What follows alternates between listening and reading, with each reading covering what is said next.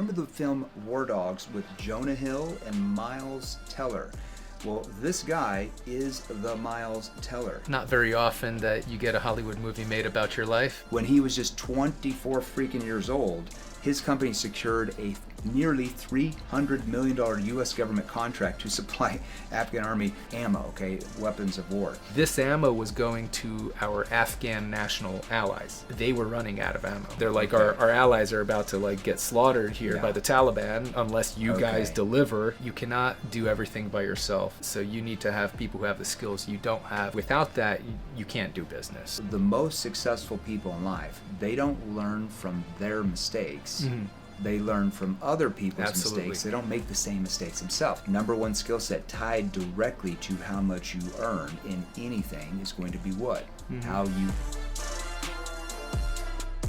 All right, Jeremy Miner, welcome to another episode of The Next Level. Here in this show, if you're all sales, persuasion, influence, and you want to master the craft, you want to commit to mastery, you want to listen to the guest I have on right now. Most of you have actually seen this movie that an actor, a very famous actor, portrays, okay? So you want to pay attention here. So David Packouz, hard name for me. Packouz is an American entrepreneur, inventor, and musician. Now he's well known, write this down, for being the subject of the film War Dogs. You remember the film War Dogs with Jonah Hill and Miles Teller? Well, this guy is the Miles Teller. He portrays him as an arm dealer during the war in Afghanistan. He was a partner in a firm called AI. You've maybe watched the movie. If you haven't, go watch the movie. And that's a company that was a major contractor for the U.S. Department of Defense. So in early 2007, where the show kind of portrays the story, when he was just 24 freaking years old, his company secured a nearly $300 million U.S. government contract to supply Afghan army with munitions, ammo, weapons of war. He went on to co-found Instafloss. We're definitely going to talk about that because if you've watched my stuff, you know I love to floss after every meal. And he created a revolutionary device that comfortably and effectively flosses user teeth in 10 seconds. I had no idea. I've been using Glide, and Glide has not reached out for a sponsorship. We should talk.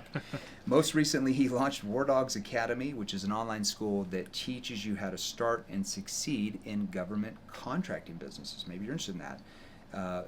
From the film War Dogs, and also that program teaches you how to really build that business and how to bid on government contracts using in-house experts. I've got a lot of questions for you from this film. Are you ready to dive in? I'm ready. Let's do it. Okay, I love this show. I probably watched at least 5 or 6 times. It's almost a show when you go and you're flipping through the channels. It's like on TBS or TNT, and it's like a show that's on all the time. It's that popular. I want to know how the heck that actually happened. Like, how did the movie happen? How did the movie happen? Good question, right? Because it's not very often that you get a Hollywood movie made about your life, right? I never expected it. It was never something that I was growing up as a kid thinking, I wish there would be a movie made about my life. It's not something I ever thought would happen. The way the movie happened was after my partner and I, we were both in our early 20s. And this is the guy that portrays Jonah Hill in the show. Yes. Miles Teller. Miles Teller portrays your life. Yes, exactly. The better looking one portrays me. Yeah. You're fine, dude. But Miles Teller portrays me in the film, and his name is David Packouz in the film, which is my real name. Yeah. And the way the movie happened was that when this is in between 2005 2008, my partner and I, we got into government contracting, which is the business of bidding on contracts to sell things to the government. It wasn't just ammo and weapons. My first contract was for 40,000 gallons of propane. Oh, really? That I delivered to the Air Force. Yeah, the federal government buys everything, right? They buy clothing, food, services, so they literally buy everything. And but we ended up specializing in weapons and ammo. We were very competitive with it, and we ended up winning a $300 million contract to supply the U.S. Army, which was supplying the Afghan National Army. How did you do that at 24 years old? Because now I know sometimes the movies will tell some of the story. Yeah. Some of the story is a little bit different than what happened. How the heck did you did you sell that? That's what everybody's going to want to know here, right? Everybody wants to know, how did he sell $300 million as a 24-year-old to the U.S. government? Right. Hey guys, Jeremy Miner here. Look, a lot of you leave comments wanting me to help you sell more. So the easiest way to get a hold of me, the quickest way, is to text me. So text me right now. It's 480-637-2944. So 480-637-2944. Listen, I started this company to help you learn how to close more deals, but do it the right way. Text me right now. Let's get back to the training video. Well, it wasn't our first contract. It was, I think, our 149th contract. Okay. So we've been doing it for a few years, Yeah. but only about 2-3 years at that point as a company. And we had already, I mean, the government doesn't just award you a $300 million contract unless you have... At your first rodeo. Yeah, unless you have quite a past performance, a lot of experience. So we had already delivered much smaller, in the few million dollar range, of similar type of munitions to Iraq. And that's how we were able to prove to them that we were going to do it. The way we got into it originally was my partner, he learned how to do government contracting from his uncle. Okay, so that part of the story is like, you know, he comes to you, you're like massaging people. I used to be a massage therapist. The hook was perfect. I'm like, oh my gosh. When he walked into the room, I'm like, did you really do the massage? He's like, yeah, I do the massages.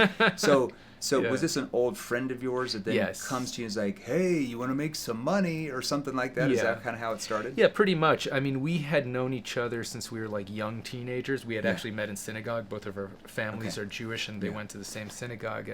And so that's how we knew each other. But then I lost contact with him for a few years. He went off to work with his uncle in L.A., and his uncle taught him how to do government contracting. And he became a gun nut. He became obsessed. You know how like teenage boys become obsessed with guns sometimes? So when he walks in, he's got the pistol, whatever, shooting exactly. in there. He knew everything about every gun, and he started bidding on gun-related contracts with the federal government. He had a falling out with his uncle, so he came back to Miami and started his own company. And he started doing really well. After about a year, we bumped into each other, and he asked me what I was doing. At the time, I was studying chemistry in college, and I had a few side hustles. I was doing massage therapy, as they show in the movie, but I was also selling bed sheets. They also show that in the movie. I was importing... I remember that. Yeah, I was importing bed... Not the way they show it in the movie. I was actually just brokering. I never took possession of the goods. I was more like drop shipping in a way. But like with containers of bed sheets. I was buying it from Pakistan and selling it to nursing homes. And I also was importing SD cards from China, selling it on eBay. Oh wow! So you had an entrepreneur spirit. Yeah, I've been doing business since I was 6 years old, but that's a whole other story. I don't know if we have time to get into that. We might jump into that. But it's a good story. But so he asked me what I was doing, and I told him about my various side hustles, and he's like, oh, that's kind of similar skill set of what I do, looking for suppliers overseas, arranging logistics, doing financing, licensing, making sure the goods get from A to B and it's good quality, etc. And he's like, but I bet I'm making way more money than you, so you should like come work with me because I need a partner, And I'm like, well, I mean, because I thought I was doing pretty well, I was making way more money than most of my other friends. And so I thought, I'm like, well, are you sure about that? How much money have you made? And he opens up his laptop and he shows me his bank account, and he had $1.8 million sitting in his bank account. And he was 18 years old at the time. 18? And he had been working for 1 year on his own since he was like 17. And you're like, what And I'm like, holy crap, this guy knows something I don't. I'm like, okay. So now, did he already have a bunch of employees at that time? No, it was just him. It was literally just him. Just him bidding on these contracts. In his like apartment. That is insane. So it's kind of like almost like the show portrays there. No, it's actually the movie is actually quite accurate. I mean, it's not completely accurate. I would give it like 70% accuracy rating. Good. But so we started working together, and after about a year of working together, we won the $300 million contract. Wow. And anyway, to make a very long story short, that ended up causing a bit of a political scandal because some of the ammo that we were supplying under that contract had originally come from China. Which now, how did that happen? Like, I can't remember how the show says it happens. But was it like on purpose that happened? Like with your how did that happen? So Originally, it wasn't on purpose. Yeah. We sourced the way the arms business works internationally is that there's a lot of documentation involved, as you could imagine, right? Yeah. You need to get what they call an EUC, or an end user certificate, from the buyer, and which proves where the stuff is going. And then you need to get an export permit from the seller to allow the stuff to leave. And then so they're approved by the government to do this. Correct. Not like a Yeah. I mean, this is if you're doing it legally. Yeah, Obviously, there's Yeah. if you don't do these things, it is an illegal deal. Okay. Right, and then you need to get flyover permits for if you're transporting it by air. For every country that you're flying over with your military goods, you need to get a license from that country to fly your stuff. You couldn't fly over. I think in the film you couldn't fly over countries. So you had to take all these trucks everywhere or something. So, well, we eventually got permission to fly over all the country. It was a little dicey at first, but anyway, that entire process takes a few months. Okay. So we were working on that in advance, and then we decided to go inspect the goods, and we discovered it was originally Chinese because it had Chinese markings on the crates. Okay. And this went against the terms of our contract because our U.S. Army contract, our contract was with the U.S. Army, and it said that we cannot deliver any Chinese munitions either directly or indirectly, was how they said. Okay. And the reason they put that in there is because there's an arms embargo against China that was put in place after the 1989 Tiananmen Square massacre.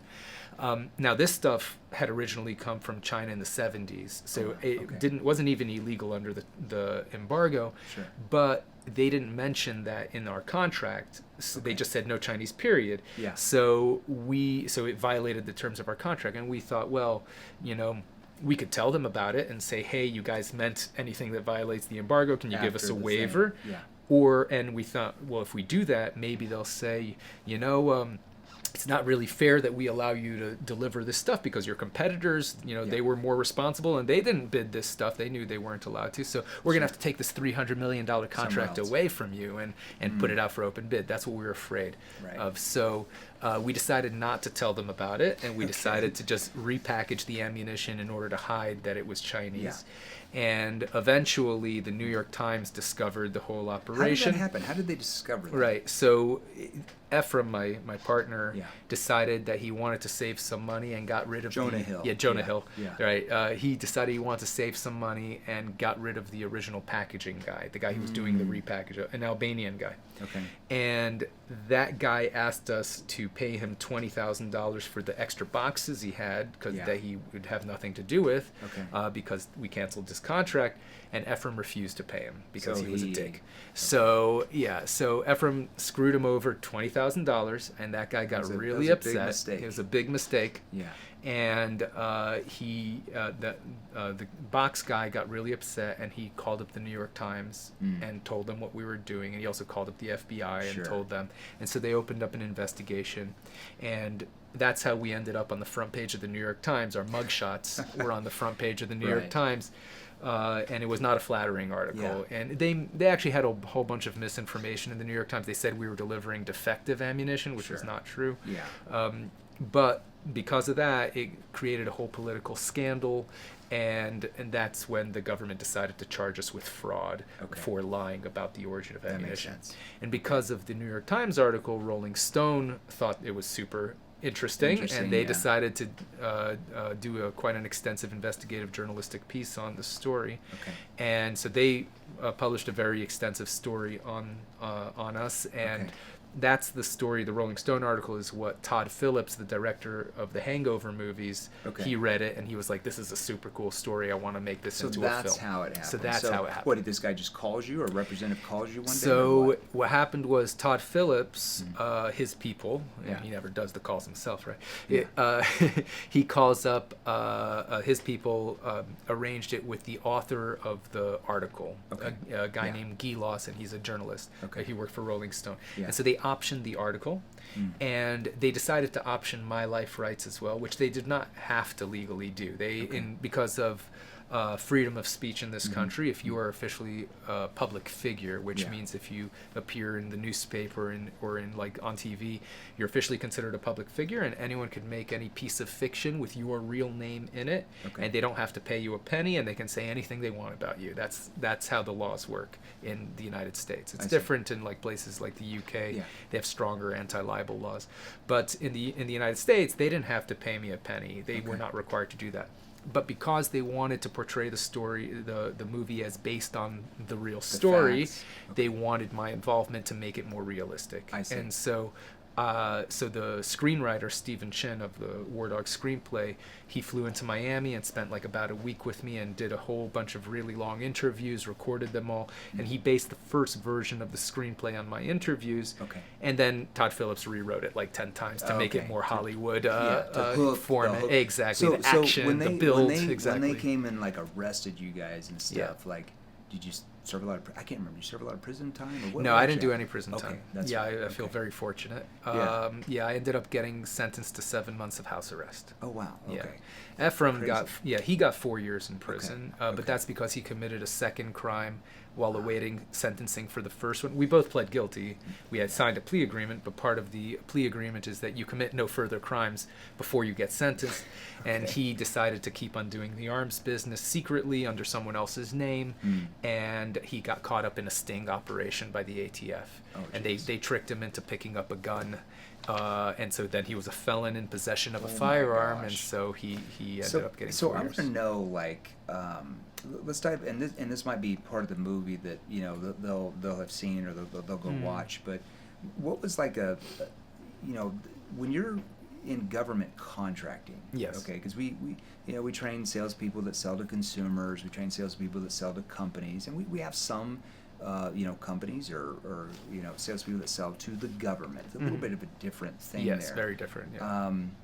Maybe even an example of like even the $300 million example. Like, how did you negotiate that deal and actually win that deal? Was it just like, we're going to get the cheapest price? Like, you just get the cheapest price? Or what did you do where they saw like, hey, this company, how did you get them into that, results-based thinking over just the price or cost? Right. So when the government awards a contract, so the way the government, for people who don't know, the way the government contracting system works, when the government wants to buy something, they are required by law to post it on their website, sam.gov, and then anyone who's a qualified bidder can submit their offer. Right, and that's called like what's it called? A request for a proposal, or RFP, RFP or an RFQ, a request for quote. You need to be registered with the government in order to do this. So there is some preliminary stuff. You can't just go on the site and just make bids. You're right. But and of course you have to, for different levels of contracts, you need different amounts of past performance, as they call it. Like experience. Now, when they are deciding who to award the contract to, they take different factors into account. For small value contracts, it's mostly just price, right? So if the contract is like under $250,000, that's considered small for the government. Then whoever has the best price usually wins. They don't even require past performance. So like if you're a brand new government contractor, you go for a few of those, and then you're eligible for the bigger ones. So would they even talk to someone that is in that $250,000 or less range? Would they even talk, or they just see the quote and they're just like, we'll just go with the cheapest quote? They usually just award it. Maybe if there's some questions they have about the proposal, then they'll give you a phone call and ask you to clarify some things. But it's not, they don't do like any sort of in-depth investigation for contracts that small. Is that on any like product or service? Because I'm assuming like it could be really cheap, but maybe it doesn't perform the thing they want it to. Right. So they do have very specific requirements about what it is they want. And they'll have like for ammunition, for example, they'll say, it's got to be brass jacket, lead core, between this and this date of manufacture. So like this old, and sometimes they even have a requirement it has to be made in specific countries or it has to be stored in this way. So they do have specific requirements when they care about that. But it varies because the government buys everything. There's an enormous variance of how much requirements they need for any particular contract. So with contracts that are larger than that, Yeah. are they reaching out? Are you speaking to them? Yeah. So so for our contract, for example, they took into account not just the price, which was, and they have a scoring system, right? Yeah. So they'll be like, this person has the best price, but that person has, the most reliable history, and that person has the most, is the strongest. So they care about price. I mean, each contract has its own specifics, but in our case, they cared about price, of course, but they also cared about our history, how much of this we'd done before. They also cared that you have a certain amount of money in order to support the contract. That's they want you to be financially strong. So because you need so you need a finance. Yes, they look at your. You need to prove your finances to a certain extent, because they pay you net 30, right? They pay you 30 days after you deliver, and especially they're going to know you have the funds to actually secure the ammunition or whatever. Exactly, and especially when you're doing international business, almost everyone requires you to pay in advance. The sellers require, and the logistics companies too. So you need to be able to finance that, and at least a few aircraft loads at a time, before you get the money back. Sure. So they look at that. They also look at your accounting system to make sure that you're going to be able to keep track of this level of contract. They actually sent a government a team of government contracting officers, their own people, into our office to inspect our facilities and to look at our accounting system and to interview us. $300 million thing. They're probably not doing that if it's $500,000. No. They do it for the very large contracts. So walk us through, like, how did you negotiate that big of a deal compared to what you're doing before? Right. So how did you persuade? Yeah. How do we persuade? Yeah. Well, we had a few different ways. Well, the first thing we did was we pretty much spent about 2 months getting every price we could from anyone we could find everywhere, right? Like, we went through all our old contacts that we talked to. We asked for referrals. We went through trade directories. I went 20 pages deep in the Google search results and literally called, emailed, and faxed a lot of people. You'd be surprised at how many, especially Eastern European companies, they're still reliant on fax. Some of them don't even use emails. This is back then. I'm sure by now they do, I hope. Sure. So that was the first thing we did, is we built a very extensive spreadsheet, and and it's not just the prices for the goods. You also, a major component is the logistics cost. Yeah. So we did the same exact thing for all the logistics companies that we were going to use to transport the goods from the place of origin to Afghanistan where it needed to go. Right. And we had different columns on the spreadsheet, one for the goods, one for the logistics, and we kind of figured out what the best combination was. And then we would, once we did that, we would try to negotiate them down in price to make us more competitive. One of the most obvious ways is to say, hey, I got a price from this other company that's going to beat you. Do you want to be a little bit more competitive in order to win this contract? So you kind of play people off against each other. Now that does work, but only to a certain extent, because it needs to be. They're used to that pattern. That's true. Other people, there is truth to it, right? But they don't know whether you're telling them the truth, so they don't know whether you're bullshitting them or whether you're actually telling them the truth, that someone else has a more competitive price than them. Now, they usually do their own research and try to see what their competitors are bidding at, so there is some kind of back and forth with that. Another technique that my partner loved to use is he loved to make big promises, right? So he would say, what did he do with this? So he would say, listen, if you give me a good price on this, I have this other contract that's going to make you way more money. If you help me win this contract, I'm going to win that contract, and then in the long term, we're going to make way more money. Because we're going to do more business than just this small bit of business now. So he would use that. Now, he was a master bullshitter. Most of the time it wasn't true what he was saying. Back to, can you comply? Is there any compliance in this industry where the they might come and be like, hey, you're lying to these people, or is there even like an FTC that monitors this type of stuff? FTC, no. Okay. I mean, if you lie to the government, it could be a big deal if they decide to pursue it. Yeah. But like as far as lying to some like Eastern European arms supplier, nobody's doing anything about that. You don't have to record your calls or something. No, they don't. Oh, and so they don't want that either. I mean, that's so interesting. That's everyone tries to keep it like quiet.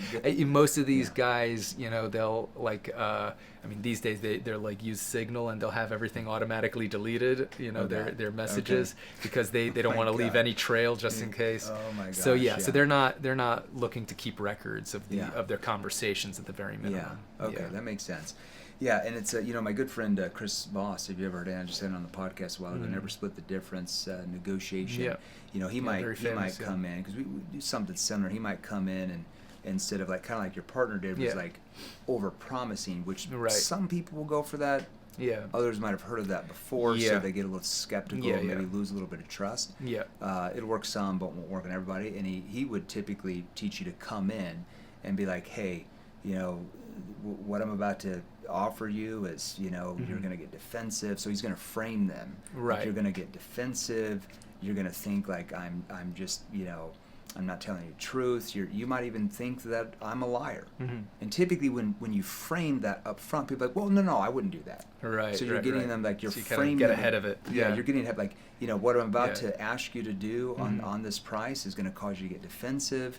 It's going to cause you to feel like we don't know what we're talking about. Mm-hmm. It's going to cause you to feel like, we're just trying to take advantage of you. And it might even cause you to feel like, I'm a big liar. Mm. I still wanted to come to you, with this because I wanted to come to you with this first before I went to other stuff. Right. And so it's almost like they feel like you're framing them like, like what I'm about to offer you is really, really bad. Yeah. So they're just like, no, it can't be that bad. So they kind of frame them, and then like, still I wanted to come to this offer first because we talked to you, before I go to other people. So it sounds more real, if that makes sense, the way you frame it, and then you go in for the negotiation. There's some other things that are really good in some of your talks. That's interesting. So how did you specifically get this deal? Like what was the thing you feel like so you got the prices down, the logistics, all that stuff, but still how did you come in and frame that offer where they're like, we're going with you guys compared to everybody else? So I think that the price was a major component, if not the major component, because I found out later, and they actually show this in the movie, though it didn't happen exactly as they show it in the movie.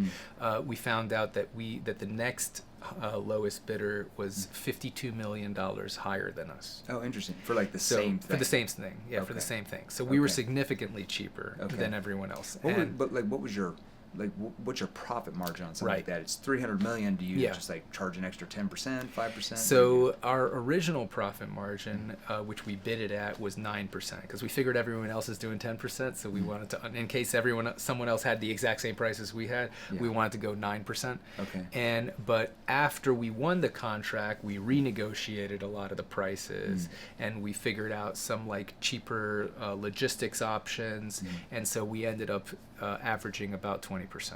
Oh gosh. Yeah. That's a pretty big deal. Yeah. Okay, well done. What was maybe a difficult decision that you had to make under pressure? Like back in the day when you had this company, what was a big decision you had to make under pressure? Well, I would say the biggest decision we had to make was what to do when we discovered that the ammo was Chinese. Because there was a lot of pressure at the time because we were having some trouble getting the overflight permits. Because you'd already won the contract. Yeah, we already won the contract. Now you're fulfilling it. Now you won this contract. Now you found it oh crap. What do we do? Because they could yank it from us. Exactly. Yeah. Okay. And we realized, hey, the stuff that we were relying on violates the terms of our contract. What should we do about it? And at the time, we were already about 2 months late in delivering because we had some trouble with overflight permits. The Russians were actually leaning on the Central Asian countries to not grant our overflight permits. So we weren't getting we had one last country, Turkmenistan, refused to give us an overflight permit. Okay. And so this delayed us by a few months. Eventually, we got the overflight permit from them because we hired their national airline to do the transportation. Okay. And once there was money in it for them, yeah. Then they approved the permit. That makes sense. But before that, the Army was like really leaning on us to deliver because Afghanistan, they have a fighting season. Sure. Right, so during the winter, it's there's tall mountains in Afghanistan, and the mountain passes get filled with snow. They're chilling, and so they can't really fight during the winter. Right. But when springtime rolls around, then everyone starts fighting. And this ammo was going to our Afghan national allies. Yeah. And they were running out of ammo. Oh, and so there was a lot of pressure. There was a lot of pressure. They're like, our allies are about to like get slaughtered here by the Taliban unless you guys deliver. So it's almost kind of like a moral dilemma for you. Yes, in a sense, exactly. Because you're like, well, we don't want to lose the money, but if we don't fulfill, they don't have ammo, and we could be on the hook for this. Exactly. The government's never going to do business with us again. Yeah. People could get killed. I can see that. Okay. Yeah, so there was an enormous amount of pressure on us to deliver. That makes sense. And then we discovered it was Chinese, and we were like, what should we do? Did the judge take that into consideration, like possibly when the sentencing? So I got a really light sentence, and I think Ephraim would have gotten a much lighter sentence if he hadn't, invalidated his plea agreement. Yeah. So the truth is, actually, originally the Justice Department told us that they weren't going to charge us at all. Oh wow! Okay. And they did a raid on AEY's office in August of 2007. It was about 2 months after I left. I left the company. Yeah. Ephraim decided he didn't want to pay me. What we had agreed on, and I was like, I'm out then. I'm going to see you in court. Yeah. And about 2 months after I left, the feds raided his office. Okay. And we thought they were going to cancel our contract immediately because they did discover it was all Chinese and everything. But they didn't, right? And they kept on taking delivery, and they kept on paying for the stuff they absolutely knew was Chinese for another 6 months. Because they did that because they probably had to have the ammo? They needed the ammo, yes, that's exactly it. Okay. They needed the ammo. Yeah. And and the federal agents, who were doing the investigation told us, at least they told me, I don't know what they told Ephraim, but like they told me that, like, look, you're not even a target of this investigation. You don't even work for the company. You didn't even make any money from this. Right. We're going to do our best not to charge you, right?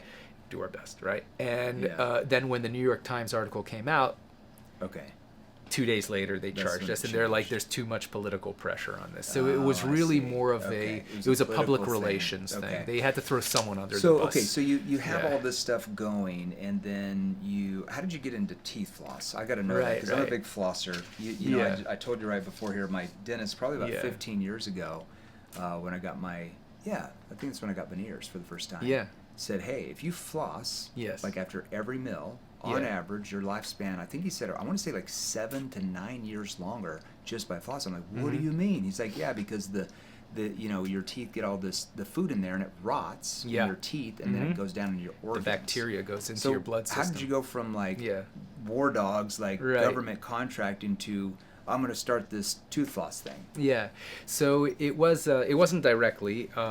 So the way I got into inventing products, actually while I was under house arrest. So I had a lot of time, right? Yeah. I did 7 months of house arrest. I'm not complaining about it. It was a million times better than going to prison. Sure. But while I was under house arrest, I'm a musician. I play guitar. I'm a singer, songwriter. If anyone wants to hear my original music, check out David Packouz on Spotify, Apple love that, Music. Man. Doing it all. Yeah, I do it all. So I was playing a lot of guitar at home while I was under house arrest. And my people could visit me. It wasn't like a COVID style lockdown, So my musician friends would come over, we'd jam, but of course none of my drummer friends are going to bring their whole drum set over because it's a big pain in the butt to move. So I bought a drum machine, which is an electronic device. It goes on the table. It has a bunch of buttons. Each one makes a different drum sound. You can make beats on it, and it plays it in a loop, and you could play your guitar instrument to it.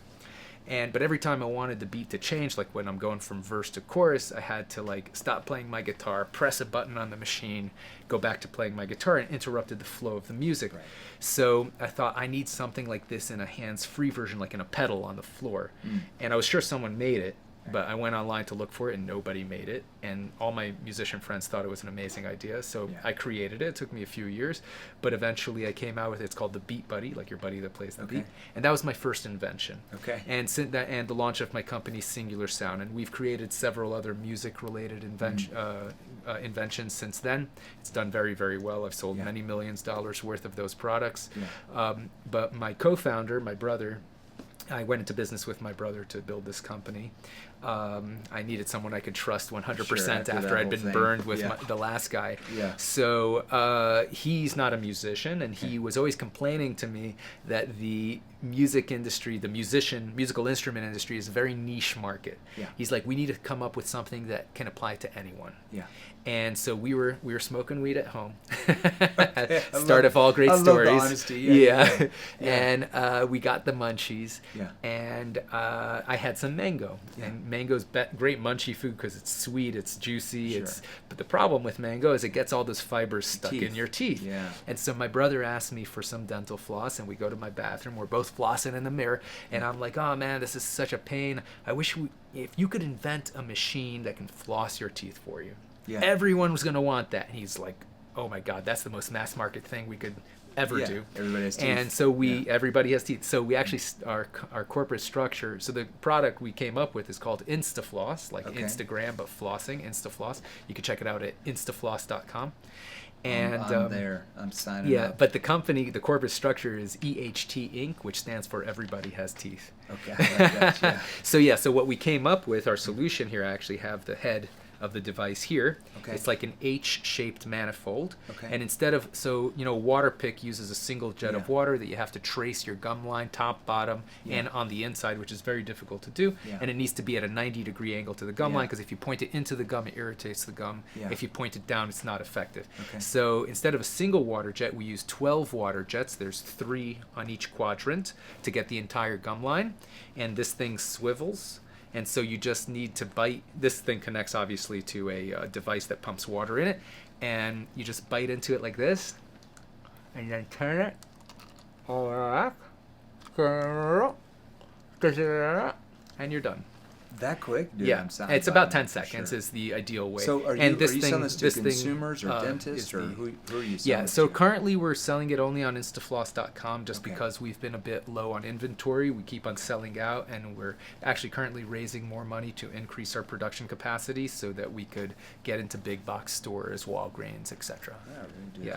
I'm all about it, man. I flossed like 5-6 times today. As Nick here. Well, this will save you a lot of time. I can't even speak if I feel anything in my teeth. When you start flossing 3, 4, 5 times a day, you feel anything after you've ate, you're like, you got to floss. You don't even feel like the same person. You're like, oh my God, yes. And especially if you know you're going to be on camera, you might have something stuck in your teeth. Oh my gosh, I love it. Okay, so tell us about War Dogs Academy. So.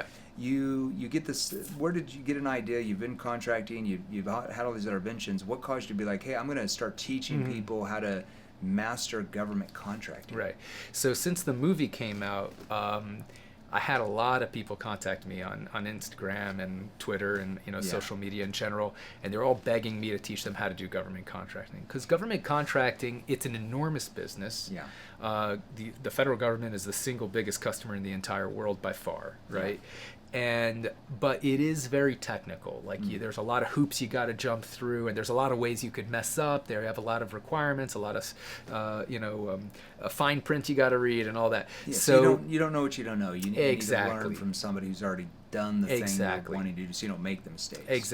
So a lot of people contacted me trying to get them to teach that to them, and I kind of resisted for a while because I was busy with Singular Sound, my music company, and Instafloss, and I actually was banned from doing government contracting by the judge for 15 years. I just got off the banned list recently, actually like a year ago. And so I didn't want to have anything to do with the industry. I was like, just been burned. I'm like, I've moved on, right? But then about a year and a half ago, I get this message. I think it was on Instagram, actually. A guy named Logan. He contacts me and he says, and I've literally had like 1,000 people like ask me to teach them this. But this guy says, he's like, hey, listen, I just want you to know that my partner James and I, we were 6 years ago, we were 21 years old. And we were dead broke, working like picking bananas on a farm in like Australia. You know, they're American, but they wanted to like travel in like Thailand. They ran out of money. They went to Australia to make some extra money. The farm they were on had a movie night, and they showed War Dogs. And they were like, and they thought to themselves, hey, you know, if these guys could do it, and they're like in their early 20s, why can't we do it? Yeah. And so they got obsessed with government contracting, and they taught themselves the whole business, which is not easy to do. It took them several years to like, and a lot of mistakes. They made a lot of mistakes. This but, is what I always say this. Yeah. If you are wanting to start your own business, or if you're wanting to master, you know, well, if you start your own business, you're going to have to master what? The number one thing is persuasion, influence, and sales, right? Because, you know, if he hadn't been really good at communicating the message, they probably wouldn't have got those government contracts, because it's not just all about the price, right? That's true.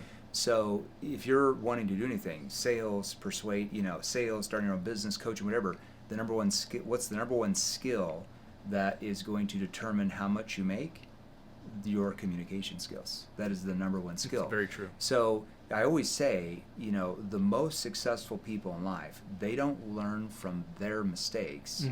They learn from other people's mistakes. They don't make the same mistakes themselves. Had those guys hired you, if you could have taught them everything, they probably could have, you know, what took them, let's say, 6, 7, 8 years of trial and error, losing all this money, not making any money, and they probably didn't have to go through hardly any of that. You know, had they hired somebody who had already done the thing they want to do, because you would have told them, you can't do this, you can't do this, you do this and this, and you avoid all the mistakes. Which leads you typically, it's hard to fail. When you don't make the mistakes. But when you don't know what you don't know, and you're just trying to figure it out, that's where most people fail. Lack of knowledge. Absolutely. You don't know what you don't know, and that is, I think, the biggest stumbling block. So these guys, they made plenty of mistakes, and but they eventually, after 6 years, they have a multi-million-dollar government contracting business. They ended up specializing in laundry services. They just got lucky, and they won a laundry service contract. They subcontracted it to some, you know, laundry company. And then they built on that. You know, now they had some past performance, and they got bigger and bigger contracts. And they actually just recently, just a month ago, they won a $9 million contract with the U.S. Army to provide laundry services to the U.S. Army in Germany. Wow, interesting. And so they're doing really, really well. And they contacted me, and they just said, hey, just wanted to thank you for the inspiration. If it wasn't for War Dogs, we would have never been where we are. And I thought to myself, I'm like, you know, I have so many people asking me to teach them this stuff. And these guys, and I haven't done it in 15 years, and these guys are currently doing it, and they're killing it. And so I said, hey, guys, why don't we start something where we teach people how to do government contracting? And one of the first things people ask me is like, oh, if you can make so much money in government contracting, why would you teach anyone else to do it? And what they don't understand is that the federal government puts out 30,000 contracts every single day. New contracts. So you can't even like look at them all, let alone read them, let alone work on it. So there's just an enormous amount of business. Just another number. And only like 2% of U.S. businesses are registered to do business with the federal government. So there's an enormous opportunity for brokers to just win a contract, subcontract it out to someone else who's not registered to do business with the government, and they collect the profit. And so that's why we started War Dogs Academy. And we started just a little under a year ago, and our students have already won, I think at this point, about $12 million in contracts. Wow, interesting. Yeah, and of course, those are all, when you win your early in your career, you win the smaller contracts. So we're going to see it grow exponentially. And we also have a financing arm that helps finance the contracts. So people who don't have money to float the contracts, we are able to help with that. How did you guys do that for that $300 million deal? Did you secure that with a bank, or what happened? Yes, good question. So at the time we won the $300 million deal, the company AEY had about $5 million in cash in the bank. And not enough to secure $300 million. Not enough. not enough. But what we did was we got a factoring agreement with Wells Fargo, and what that meant for people who don't know what factoring is, it's when you have a customer, as long as the customer is reliable, they'll agree to do this. Sure. And the customer pays net 30. You can give Wells Fargo your invoice and they will pay you immediately minus like a small finance charge, and then they collect the money from the customer. So as soon as our aircraft landed in Kabul, we would get paid for it immediately by Wells Fargo, and then we could use that to pay for the next aircraft. So we would do it one aircraft at a time. Well, at our peak, we had like 4 or 5 aircraft a week that we were just rolling the money through. Interesting. Wow. Yeah. So what would you say, I wanted to ask you this question. I wrote this down. Negotiation. So how would you say you learning sales, persuasion, and influence, what has that done for you in your life? Oh, I mean, it's so essential for business. I mean, every element of business, you have to convince not just your customers to buy your stuff, you also have to convince people to work with you. You have to convince people to help you, because no man is an island, as they say, right? You cannot do everything by yourself. So you need to find people who are adjacent to your skill set. So you need to have people who have the skills you don't have. And everyone has to pick and choose of who they work in life. So you have to convince people to work with you. You have to convince your customers to buy your products. And, you have to, and that's like one of the core elements of business, right? Without that, you can't do business. So I would say that it's one of the foundations on which I've built my entrepreneurial life. It has to be. Like if you're an entrepreneur and you're trying to, get your employees to, follow your vision of where you want to take your company, what are you doing?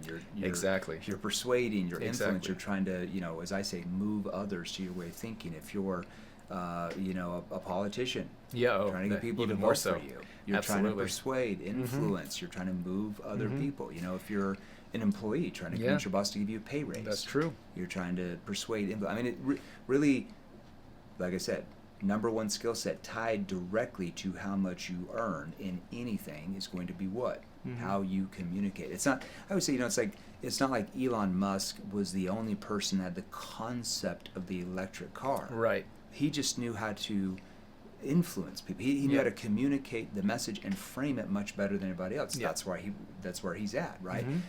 Jeffrey Bezos probably didn't have the only concept of Amazon, right? He just knew how to frame it. He knew how to communicate it better, and that's why he got where he's at. Absolutely. I mean, humanity, we are social animals, right? And our entire strength is in our networks, and without that, we are really nothing. I mean, a great example of that is they have I'm forgetting the name of that reality show. I think it's called Alone. Okay. Where expert survivalists go out into the wilderness and try to survive by themselves. And they're like nude or something? No, that's Naked and Afraid. It's similar. But they have clothes on. Yeah. But the point is that even the best survivalists in the world could only last 3-4 months by themselves. Wow. Almost nobody can survive on their own. Almost nobody, even the top people in the world. So we are literally, our lives depend on other people. And if you want a good life, you need to be able to get along with other people and learn how to help them help you, and vice versa, because it's those relationships that really define our lives. That separate you. Where would they go to learn more about you, maybe your companies, maybe War Dogs Academy? Where would they go to learn all that stuff? So for my personal Instagram, Twitter, X is David Packouz. That's Packouz. On all social media platforms, except for TikTok, which has an M because someone stole my name on TikTok. So I have my middle initial, which is M. But as far as my companies go, my music company is called Singular Sound. You can go to singularsound.com, Instafloss.com, like Instagram, but flossing. You want to live longer? Start flossing. Absolutely. I'm going to go there and buy it myself. And saves you time. 10-second floss. And for War Dogs Academy, it's wardogsacademy.com. And I actually just started a new business, which I just want to spend a very short amount of time talking about. One of the problems I I bumped into when I was releasing all these products and starting these businesses is a lot of your reputation is built on YouTube in particular, because you'll have like, especially when you're releasing products, you'll have like influencers reviewing your products, posting reviews, and then, you know, the audience, there's a lot of skepticism out there about like what's a real review, what's pay to play, and all that. Yeah, because they'll be like, we review all these products, they all suck, blah, blah, blah, blah, but the thing I do is better. Exactly. Then they start promoting their own thing at the end. People are very jaded about what's true online. And so what people do, and I know I do this if I'm thinking about buying something, is I'll look at a review, but then I'll also read the comments in the YouTube YouTube section of the comments, because that's when you see people, oh yeah, I bought this product and I had this issue, or I loved this about this product. You kind of get more of the crowd, not just the big influencer's opinion, and sense. so you get kind of more of a broad, real feedback. Right. And so we realized as a company that it's very important to stay on top of these comments, right? Like people ask questions, they sometimes say misinformation that you should correct, and you can lose a lot of sales by not responding to them, because someone could be ready to buy, they just need that question answered. And they see somebody's like, I didn't get it. Yeah, and then, like, exactly. Everybody else got it, but the one person put in the wrong email address. Exactly, and he's at the top of the comments. Everyone thinks, oh, this is a scam, you know? So like, it's important to respond to these comments, but because it's on other people's channels, you don't get notifications. You don't know when there's new comments. And some of these videos, I mean, all of these videos tend to live forever on YouTube, and some of the oldest ones are always at the top of the search results. That's true. So what I was having my social media managers do in my companies was to, like, every week they would search for our products on YouTube, see all the videos, go to each video, go to the comment section, sort it by most recent comments, respond to all the comments until it's a lot of manual work. So we created a product service called Comment Compass, commentcompass.com, where you can just take the URL of any YouTube video and put it in your account, and anytime there's a new comment on that video, it puts it in your feed, it gives you notifications.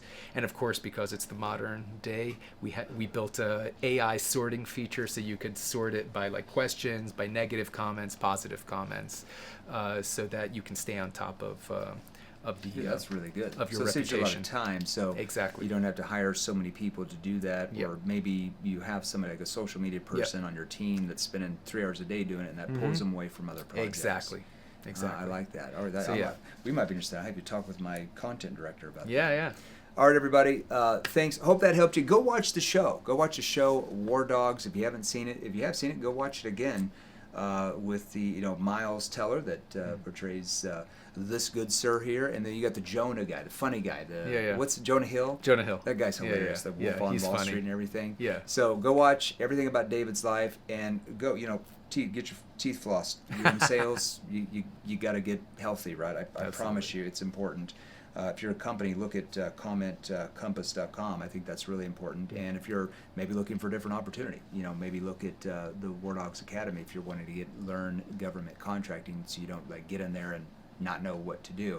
And any questions you have, look, if you have any questions, I started 7th level to really help you sell more of your thing, your products, your services, but do it the right way, the way that works with human behavior. So if you got questions about sales, like, I don't know how to do this, I get this objection, how do I get the prospects to let their guard down, how do I get them to open up, how do I close them, how do I get them to close themselves, just text me, 480-637-2944, 480-637-2944. Myself and some of our sales trainers actually lock ourselves into that conference room over there about an hour a day, and we actually answer your questions. Until next episode, I will see you then.